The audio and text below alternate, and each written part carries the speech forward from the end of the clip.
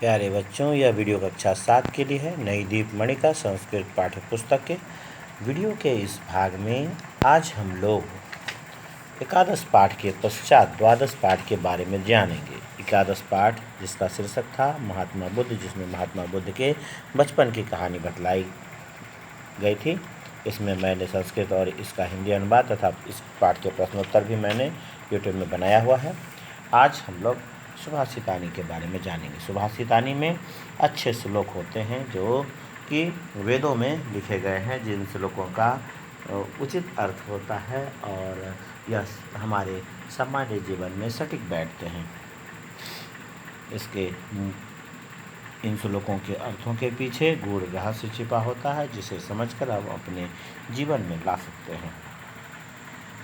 जैसा कि यहाँ पर आप देख रहे हैं, इसमें कुल 6 श्लोक हैं, यानी जिसमें अच्छी अच्छी शिक्षाप्रद बातें कही जाती हैं उसे सुभाषित कहते हैं। इन्हें वह सुभाषितानी है, यानी अच्छी अच्छी बातों का यह भंडार है। पहला श्लोक है, चंदनम शीतलम लोके, चंदनम शीतलम लोके, चंदनात् अपि चंद्रमा, चंद्र चंदनयोः मध्ये शीतला साधु संगति। चंदनम शीतलम लोके अर्थात लोके यानी संसार में चंदन को शीतल माना गया है। संसार में चंदन ठंडा होता है। सबसे ठंडी चीज़ों में वस्तुओं में से अगर कहें तो सबसे ठंडे वस्तु में चंदन को माना गया है। इसलिए कहा है चंदनम शीतलम लोके, संसार में चंदन ठंडा होता है। चंदनात् अपि चंद्रमा, और चंदन से भी अधिक ठंडा चंद्रमा होता है। चंद्र चंदनयोः मध्ये शीतला साधु संगति, चंद्र चंदनयोः मध्ये शीतला साधु संगति। चंद्रमा और चंदन दोनों से अधिक ठंडी साधु यानी सज्जनों की संगति होती है, जो मन को शीतलता देती है। चंदन की शीतलता हम अपने शरीर पर लगाने के बाद विशेषकर मस्तक में लगाते हैं, तो इसकी शीतलता हमारे शरीर को शीतलता देती है, उस व्यक्ति को शीतलता देती है जो उससे लगाता है। इसलिए माना गया है कि संसार में चंदन लगाने वाले को शीतलता मिलती है। इसलिए चंदन को संसार में शीतल वस्तु में से माना गया है। इसलिए कहा गया है कि संसार में चंदन शीतल होता है। चंदनात् अपि चंद्रमा, और चंद्रमा चंदन से भी अधिक शीतल होता है, जिसकी शीतलता सभी मनुष्य महसूस करते हैं। रात की चांदनी में सभी मनुष्य ठंडक का अनुभव करते हैं। संसार के सभी मनुष्यों को ठंडक मिलती है। और कहा जाता है कि जो सज्जनों की संगति होती है वह इन दोनों से भी अधिक होती है। इसलिए कहा है चंद्र चंदनयोः मध्ये, इन दोनों के बीच में जो सबसे अधिक शीतलता होती है, देने वाली चीज़ है, वह है सज्जनों की संगति। तो यह चंद्र चंदनयोः मध्ये शीतला साधु संगति, साधुओं की संगति चंद्रमा और चंदन से अधिक ठंडी होती है, जो मन को शीतलता देती है। इसके बाद है पुस्तक अस्था तूया विद्या। पुस्तक अस्था तूया विद्या, परहस्तम गतम धनम, कार्यकाले समुत्पन्ने न सा विद्या न तद्धनम।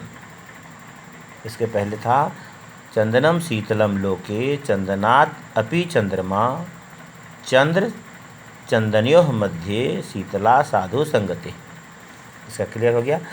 इसमें है पुस्तक अस्था तूया विद्या, यानी किताब में रहने वाली विद्या। पर हस्तम गतम धनम, या दूसरे के हाथ में दिया गया धन। कार्यकाले समुत्पन्ने न सा विद्या न तद्धनम, काम के समय में जरूरत पड़ने पर न वह विद्या काम आती है और न वह धन ही काम आता है।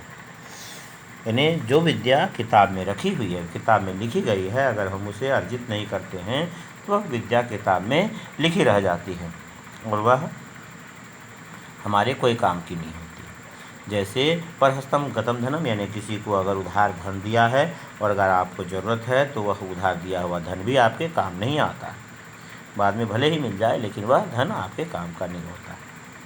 वही कहा है कार्य काले समुत्पन्ने, काम आने पर, मतलब कोई भी काम आ जाए काम के समय में, और समुत्पन्ने ज़रूरत पड़ने पर काम के समय में ना तो वह विद्या काम आती है और ना ही दूसरे को दिया गया धन काम आता है, और ना ही तद्धनम, मतलब ना ही वह धन काम आता है।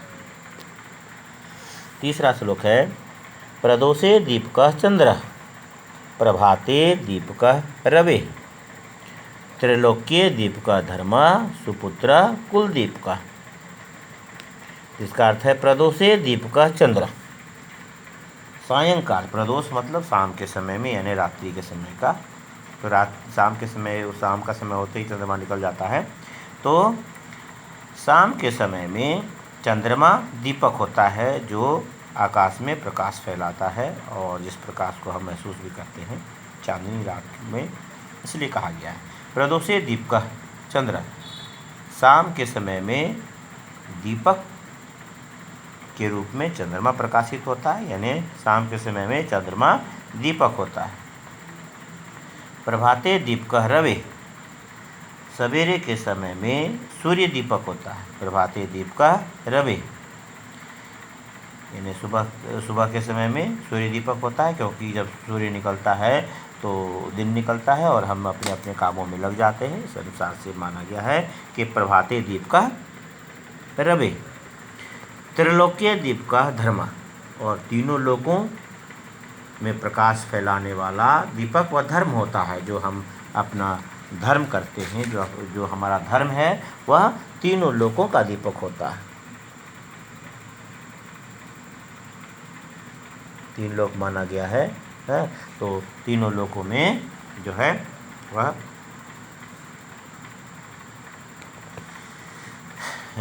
तीनों लोकों का दीपक वह माना जाता है धर्म। तो धर्म तीनों लोकों का दीपक है, और सुपुत्र कुलदीपक, जो अच्छा पुत्र होता है वह कुल यानी वंश का दीपक होता है। तीन लोक हुआ, पृथ्वी लोक, स्वर्गलोक और पाताल लोक, तीन लोक कहा गया है। तीनों लोकों में धर्म को दीपक माना गया है। जब भी धर्म की हानि हुई है हर एक जगह, तो उसे धर्म की हानि करने वाले को मुँह की खानी पड़ी है, इसलिए कहा गया है तीनों लोगों का दीपक धर्म है, और सुपुत्र अच्छा बेटा वह वंश का दीपक होता है, क्योंकि वंश के नाम को प्रकाशित करता है, इसलिए कहा गया है प्रदोषे दीपकः चंद्रः, शाम के समय में चंद्रमा दीपक होता है। प्रभाते दीपकः रविः, सवेरे के समय सूर्य दीपक होता है। त्रैलोक्य दीपकः धर्मः, तीनों लोक यानी स्वर्ग, धरती और पाताल, यह तीनों लोकों में धर्म दीपक होता है। और अच्छा पुत्र सुपुत्र कुल दीपक, यानी अच्छा पुत्र वंश का दीपक होता है, यानी कुल का दीपक होता है। इसके बाद है भूमेः गरीयसी माता। भूमेः गरीयसी माता स्वर्गात् उच्चतरः पिता। भूमेः गरीयसी माता स्वर्गात् उच्चतरः पिता, जननी जन्मभूमिश्च स्वर्गादपि गरीयसी। भूमेः गरीयसी माता, भूमि से अधिक श्रेष्ठ माता होती है, माँ भूमि से भी श्रेष्ठ होती है। स्वर्गात् उच्चतरः पिता, और स्वर्ग से भी अधिक ऊंचा पिता होता है। पिता की महानता स्वर्ग से भी अधिक ऊंची बताई गई है। स्वर्गिक सुख से भी अधिक जो है ऊंची कृति वह पिता की होती है, और भूमि से भी अधिक बड़ा महत्व माता को दिया गया है। इसलिए कहा गया है भूमेः गरीयसी माता, यानी भूमि से अधिक श्रेष्ठ माता होती है। और स्वर्गात् उच्चतरः पिता, और स्वर्ग से भी अधिक ऊंचा पिता होता है। जननी जन्मभूमिश्च स्वर्गादपि गरीयसी, माँ और मातृभूमि तो स्वर्ग से भी बढ़कर है, यानी स्वर्ग से भी अधिक श्रेष्ठ होती हैं। ये दोनों चीज़ें, माँ और मातृभूमि को स्वर्ग से भी अधिक श्रेष्ठ बताया गया है। जननी जन्मभूमिश्च स्वर्गादपि गरीयसी। माता और मातृभूमि तो स्वर्ग से भी अधिक श्रेष्ठ होती हैं। भूमे गरीयसी माता स्वर्गात् उच्चतरः पिता जननी जन्मभूमिश्च स्वर्गादपि गरीयसी। भूमि से श्रेष्ठ अधिक श्रेष्ठ माता होती है, स्वर्ग से अधिक ऊंचा पिता होता है। माँ और जन्मभूमि तो स्वर्ग से भी अधिक श्रेष्ठ होती हैं। इसके बाद है सत्यम ब्रूयात। ब्रूयात मतलब बोलना चाहिए, ब्रूयात। सत्यम ब्रूयात प्रियम ब्रूयात न ब्रूयात सत्यम अप्रियम। ब्रूयात यानी बोलना चाहिए, सत्यम ब्रूयात सच बोलना चाहिए, प्रियम ब्रूयात प्रिय बोलना चाहिए, न ब्रूयात सत्यम अप्रियम यानी कड़वा सच नहीं बोलना चाहिए। अप्रियम सत्यम अप्रियम मतलब सच और कड़वा, यानी कड़वा सच नहीं बोलना चाहिए। न ब्रूयात सत्यम अप्रियम प्रियम च नानृतम ब्रूयात। प्रिय और झूठ यानी प्रिय और झूठ भी नहीं बोलना चाहिए। प्रियम च नानृतम ब्रूयात और प्रिय और झूठ नहीं बोलना चाहिए। ऐसा धर्म सनातन, यही सनातन धर्म है, यानी हमें हमेशा सच बोलना चाहिए। वही कहा गया है सत्यम ब्रूयात प्रियम ब्रूयात, सच बोलना चाहिए और प्रिय बोलना चाहिए। न ब्रूयात सत्यम अप्रियम, कड़वा सच नहीं बोलना चाहिए। प्रियम च नानृतम ब्रूयात, प्रिय और झूठ नहीं बोलना चाहिए। ऐसा धर्म सनातन, यही सनातन धर्म है। इसके बाद है उत्सवे व्यसने प्राप्ते। उत्सवे व्यसने प्राप्ते दुर्भिक्षे शत्रु संकटे। उत्सवे व्यसने प्राप्ते दुर्भिक्षे शत्रु संकटे राजद्वारे श्मशाने। राजद्वारे श्मशाने च यः तिष्ठति स बान्धवः। उत्सवे व्यसने प्राप्ते दुर्भिक्षे संकटे यानी उत्सव या समारोह में, उत्सव में या समारोह में, मौज मस्ती में, उत्सव कहते हैं जिसको समारोह कहते हैं। उत्सवे व्यसने यानी मौज मस्ती में, प्राप्ते मौज मस्ती प्राप्त होने पर, उत्सव प्राप्त होने पर यानी उत्सव के समय में, समारोह में जो साथ दे, वैसे मनुष्य के बारे में कहा गया है। जो उत्सव या समारोह में व्यसने यानी मौज मस्ती में, दुर्भिक्षे अकाल के समय में, शत्रु संकटे शत्रु से भय होने पर, शत्रु का संकट होने पर, राजद्वारे राजा के दरबार में, श्मशाने और श्मशान में और शमशान में, शमशाने च यह तिष्ठति जो ठहरता है यानी जो साथ देता है, सह बांधवः वही हमारा संबंधी है यानी वही हमारा मित्र है। उत्सवे व्यसने प्राप्ते समारोह में और मौज मस्ती प्राप्त होने पर, दुर्भिक्षे शत्रु संकटे अकाल के समय में और शत्रु के भय होने पर, शत्रु से भय होने पर, शत्रु संकटे शत्रु से भय होने पर, राजद्वारे राजा के दरबार में, श्मशाने च और शमशान में, यह तिष्ठति स बांधवः जो साथ देता है वही मित्र है यानी वही बांधव है, वही सगा संबंधी है। यह थे इस श्लोक के भावार्थ। इसे आप सुने समझे, अपने सुविधा के अनुसार से रिपीट करें और लिखें। हिंदी अर्थ में आप यहाँ देख सकते हैं।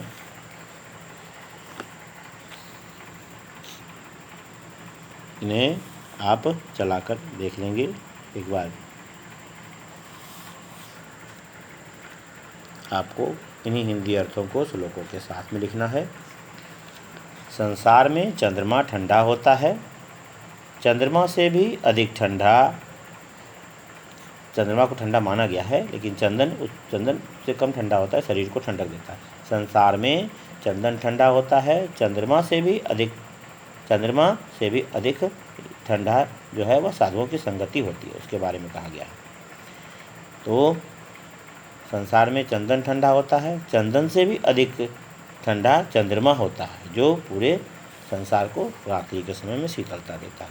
चंद्रमा और चंदन दोनों से अधिक ठंडी सज्जनों की संगति होती है जो हमारे मन को शीतलता देती है, जो हमारे मन को ठंडक देती है। चंदन तो शरीर को ठंडक देता है और चंद्रमा पूरे संसार को शीतलता देता है। चंदन लगाने वाले को शीतलता देता है और चंदन सिर्फ जो लगाए उसी को शीतलता देगा, लेकिन चंद्रमा पूरे संसार के लोगों को शीतलता देता है। और सज्जनों की संगति वह हमारे मन को शीतलता देती है, जो सबसे बड़ी शीतलता है। फिर है, पुस्तक में रहने वाली विद्या हो या दूसरे के हाथ में गया हुआ धन हो, काम के समय में जरूरत पड़ने पर ना वह विद्या काम आती है और ना वह धन ही काम आता है।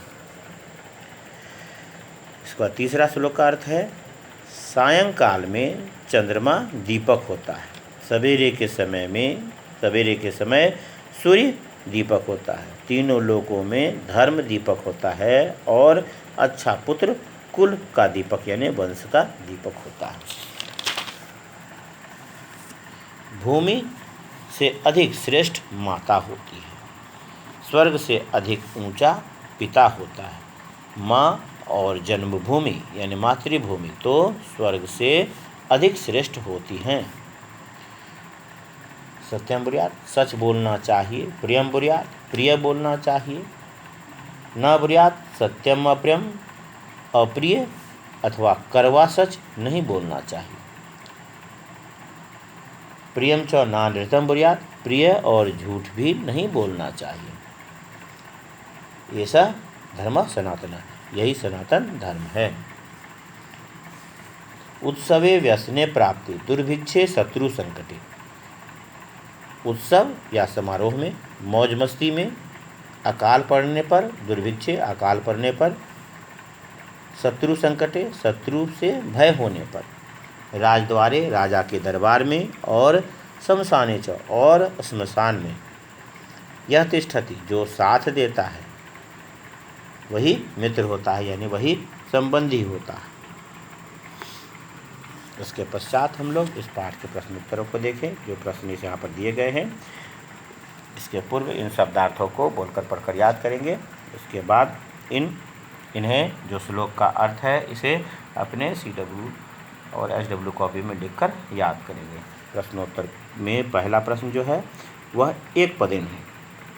प्रश्नों के साथ में उसके उत्तरों को इस प्रकार से लिखें और उन्हें याद करें। जो कोष्टक में दिया हुआ है ऊपर के मंजूषा में उसे चुनकर यहाँ भरना है। लोके किम शीतलम भवति, संसार में क्या शीतल होता है? तो संसार में वस्तुओं में से चंदन शीतल माना गया है, इसलिए चंदनम होगा। लोके चंदनम शीतलम भवति, इसलिए चंदनम एक पद में इसका उत्तर देना है। लोके किम शीतलम भवति, चंदनम। इसके बाद है का स्वर्गात गरीयसी, स्वर्ग से अधिक श्रेष्ठ क्या है? तो का स्वर्गात गरीयसी यानी पिता, स्वर्ग से अधिक बड़ा जो महान है वह पिता होता है।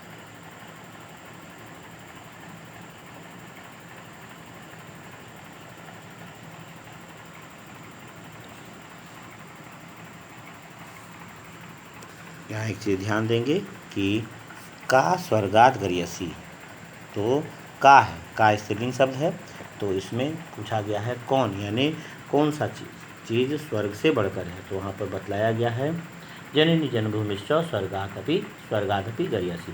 तो स्वर्गात अपि गरीयसी, तो उसमें होगा पिता ना होकर जननी जन्मभूमिश्च, माता और मातृभूमि स्वर्ग से बड़ी है। गरीयसी लिखा है तो बड़ी है। तो गरीयसी शब्द स्त्री के लिए आया है, इसलिए का और गरीयसी ये दोनों स्त्री के लिए है। उसके अनुसार से जननी जन्मभूमिश्च। पहला होगा लोके किम शीतलम भवति, संसार में क्या शीतल होता है, तो चंदनम। का स्वर्गात गरीयसी, तो जननी जन्मभूमिश्च, जननी और जन्मभूमि स्वर्ग से बड़ी है, इसलिए जननी जन्मभूमिश्च होगा। साधु संगति कीदृशी भवति, साधु संगति शीतला भवति, साधु की संगति शीतलता देती है, तो इसलिए शीतल होती है। कह स्वर्गात उच्चतर अस्ति, कौन स्वर्ग से अधिक ऊंचा है, तो उच्चतर पिता। कह है पुल्लिंग शब्द है, उच्चतर है, तो वहाँ पर कहा भी गया है स्वर्गात उच्चतर पिता, तो पिता यहाँ पर पिता होगा इसके स्थान पर। और प्रभाते कह दीपकः अस्ति, सुबह में दीपक कौन है, तो रवि, सुबह में दीपक रवि है। प्रभाते रवि दीपकः अस्ति, तो रवि। कीदृशम सत्यम ब्रूयात्, तो प्रियम सत्यम ब्रूयात्, प्रिय सच बोलना चाहिए, तो प्रियम सत्यम ब्रूयात्, तो यहाँ पर प्रियम होगा। कुलस्य दीपकः क भवति, सुपुत्रः कुलस्य दीपकः भवति, तो सुपुत्र इसका अर्थ होगा।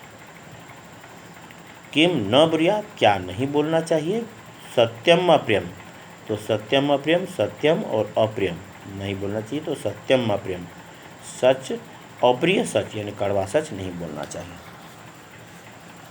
पहला उत्तर होगा चंदनम यानी लोके चंदनम शीतलम भवति, जननी जन्मभूमिश्च स्वर्गात् गरीयसी, साधु संगति शीतला भवति, पिता स्वर्गात् उच्चतरः अस्ति, प्रभाते रविः दीपकः अस्ति, प्रियं सत्यं ब्रूयात्, सुपुत्रः कुलस्य दीपकः अस्ति, कुलस्य दीपकः सुपुत्रः अस्ति, सत्यम अप्रियम न ब्रूयात्। यह क्लियर हो गया। इसके अनुसार से इसे लिख लेंगे। और इसके पश्चात जो श्लोक के अन्वय का भाग दिया हुआ है, इसे लिख करके उसे इस प्रकार से लिखना है।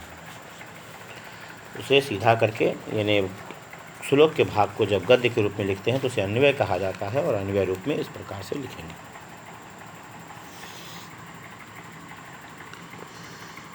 प्रदोषे चंद्रः दीपकः भवति, भवति कोष्टक में होगा, तो प्रदोषे दीपकः जानते हैं शाम के समय में दीपक चंद्रमा होता है, तो चंद्र यहाँ पर भराएगा पहला में। इसके बाद प्रभाते रवि दीपकः, प्रभाते रवि दीपकः भवति, सुबह में सूर्य दीपक होता है, प्रभाते रवि दीपकः भवति, यहाँ रवि भराएगा। तो उसके बाद त्रैलोक्ये धर्म दीपकः भवति, तीनों लोकों में धर्म दीपक होता है, तो त्रैलोक्य भराएगा, त्रैलोक्ये धर्म दीपकः भवति। इसके बाद सुपुत्र भरेंगे, सुपुत्र कुलस्य दीपकः भवति, यहाँ सुपुत्र यहाँ दीपकः। प्रदोषे चंद्र दीपकः भवति, प्रभाते रवि दीपकः भवति, त्रैलोक्ये धर्मः दीपकः भवति, सुपुत्र कुलस्य दीपकः भवति। इस प्रकार से इसका अन्वय पूरा हो जाएगा। फिर है दूसरा नंबर उत्सव यानी समारोह वाले में, मौज मस्ती में, अकाल में और शत्रु संकट वाला जो श्लोक है उसके बारे में है। यह मतलब जो, यह मतलब जो, यह उत्सवे व्यसने प्राप्ते, यह उत्सवे व्यसने प्राप्ते, जो उत्सव समारोह में और मौज मस्ती में, तो उत्सवे यहाँ पर भरेंगे और व्यसने प्राप्ते लिखा हुआ है ही। उसके बाद दुर्भिक्षे शत्रु संकटे, अकाल में और शत्रु के भय में, तो यहाँ दुर्भिक्षे हो जाएगा, दुर्भिक्षे शत्रु संकटे। उसके बाद शमशाने के पहले राजद्वारे शमशाने च तिष्ठति, राजद्वारे शमशाने च तिष्ठति सह बांधवः भवति, वह बंधु यानी वह संबंधी होता है। यह उत्सवे व्यसने प्राप्ते दुर्भिक्षे, उत्सवे के बाद दुर्भिक्षे शत्रु संकटे, राजद्वारे शमशाने च तिष्ठति सह बांधवः भवति। तो पहला उत्सवे दुर्भिक्षे, उसके बाद राजद्वारे, फिर तिष्ठति और तब बांधवः, इस प्रकार से करेंगे। इसके बाद तीसरा नंबर दिया है श्लोक। श्लोक का भाग है। इस श्लोक को के खाली जगहों को लिख लेंगे और इन शब्दों से इसे भरना है। 2 श्लोक इसमें है, पुस्तक स्थातु या विद्या और भूमि। हाँ, भूमि के बारे में जो वह माँ से बढ़कर है, इसके बारे में जो बतलाया गया है वह 2 श्लोक हैं। और 2 श्लोक इस प्रकार से होंगे। तो श्लोकों को भी अच्छी तरह से याद करेंगे तो श्लोक वाले प्रश्नोत्तर आपके लिए आसान हो जाएंगे। तो इस प्रकार से पुस्तक स्थातु ब्लैंक है, उसमें या भरेंगे। विद्या, तो पुस्तक स्थातु या विद्या हो जाएगा। परहस्तम गतम के बाद धनम हो जाएगा, तो परहस्तम गतम धनम, तो वाक्य पूरा हो गया। पुस्तक स्थातु या विद्या परहस्तम गतम धनम। पुस्तक स्थातु या विद्या परहस्तम गतम धनम। उसके बाद कार्य के बाद काले नहीं है, कार्य काले लिखेंगे तो कार्य काले पूरा हो जाएगा। समुत्पन्ने न सा विद्या, तो न भरेंगे, सा विद्या, विद्या हो जाएगा। न तद्धनम, इस प्रकार से पूरा होगा। तो कार्य काले समुत्पन्ने न सा विद्या न तद्धनम, तो यहाँ पर काले न विद्या यह भर देंगे तो पूरा वाक्य पूरा हो जाएगा। कार्य काले समुत्पन्ने न सा विद्या न तद्धनम। इसके बाद है भूमेः के बाद रिक्त स्थान था और माता। भूमेः गरीयसी माता, भूमि से अधिक बड़ी माता होती है, श्रेष्ठ माता होती है, भूमि से अधिक श्रेष्ठ माता होती है। स्वर्गात उच्चतर पिता, और पिता स्वर्ग से अधिक ऊंचा होता है। तो स्वर्गात उच्चतर पिता, तो उच्चतर है तो आगे स्वर्गात फिर पीछे पिता, वाक्य इस प्रकार पूरा हो जाएगा। भूमेः गरीयसी माता स्वर्गात उच्चतर पिता। फिर जननी जन्मभूमिश्च, तो जन्मभूमिश्च के पहले जननी, तो जननी जन्मभूमिश्च गरीयसी के पहले स्वर्गादपि, पूरा वाक्य हो जाएगा। जननी जन्मभूमिश्च स्वर्गादपि गरीयसी। भूमेः गरीयसी माता स्वर्गात् उच्चतरः पिता जननी जन्मभूमिश्च स्वर्गादपि गरीयसी। इस प्रकार से इसे भर लेंगे। इसके बाद भाषा बोध में 3 प्रश्न दिए गए हैं। पहला प्रश्न जो है वह विलोम है, दूसरा प्रश्न शब्द का अर्थ मेल से मिलाना है और तीसरा अनुवाद है। तो पहला जो होगा, पहले भाग को, इस भाग को लिख लेंगे। शीतलम साधु विद्या प्रभाते और कुपुत्र, इसके सामने में उसके उल्टे अर्थ को लिखना है। इधर के उल्टे अर्थ को इस प्रकार से लिखेंगे। शीतलम के सामने उष्णम हो जाएगा, मतलब गर्म, ठंडा का गर्म हो जाएगा। शीतलम उष्णम। साधु असाधु, विद्या के सामने अविद्या हो जाएगा। प्रभाते के सामने प्रदोषे और कुपुत्र के सामने सुपुत्र हो जाएगा। तो इस प्रकार से सामने में लिख लेंगे। शीतला उष्णा साधु असाधु विद्या अविद्या प्रभाते प्रदोषे कुपुत्र सुपुत्र, इस प्रकार से उसके सामने हो जाएगा। फिर दूसरे नंबर में जो शब्द है उसका अर्थ लिखना है। ब्रूयात मतलब दीर्घकार है। ब्रूयात मतलब बोलना चाहिए, उसके सामने में बोलना चाहिए लिखेंगे। दुर्भिक्षे का अर्थ होता है अकाल में, तो उसे चुनकर अकाल में उसके सामने में लिख देंगे। राजद्वारे मतलब राजा के दरबार में, राजद्वारे राजा के दरबार में उसके सामने हो जाएगा। संगति मतलब साथ। गरीयसी मतलब श्रेष्ठतर, अधिक श्रेष्ठ, श्रेष्ठतर, यह इसके सामने होगा, सभी सामने। बुरियात के सामने बोलना चाहिए, दुर्भिक्षे के सामने अकाल में, राजद्वारे राजा के दरबार में, संगति साथ और गरीयसी श्रेष्ठतर। इसके बाद यहाँ पर जो वाक्य दिए गए हैं उसके अनुवाद होंगे। माता पृथ्वी से अधिक बड़ी होती है, तो माता पृथ्वी से बड़ी होती है। इसका अनुवाद होगा माता भूमेः गरीयसी भवति। कौन नंबर है? माता पृथ्वी से बड़ी होती है। माता भूमेः गरीयसी भवति, माता भूमि से बड़ी होती है। माता भूमेः गरीयसी भवति। इसके बाद है चंदन से चंद्रमा ठंडा होता है।